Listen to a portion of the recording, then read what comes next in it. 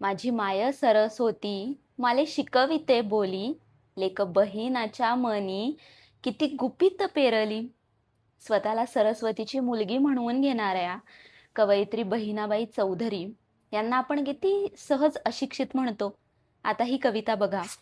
माझी माय सरस होती, माले शिकविते बोली, लेक बहिणाच्या मनी किती गुपित पेरली. माझ्यासाठी पांडुरंगा तुझा गीता भागवत, पावात समावत आणि माती मधी उगवत. अरे देवाचं दर्शन झालं झालं आप सुख, हिरीदात सूर्य बापा दावे अरूपाचं रूप. तुझ्या पायाची चाहूल लागे पाना पानामधी, देवा तुझं येणं जाणं वारा सांगे कानामधी. फुलामधी सामावला धरत्रीचा परमय, माझ्या नाकाले इचारा नथ निले त्याचं काय. किती रंग वशी रंग, रंग भरले डोळ्यात. किती रंग वशी रंग, रंग भरले डोळ्यात.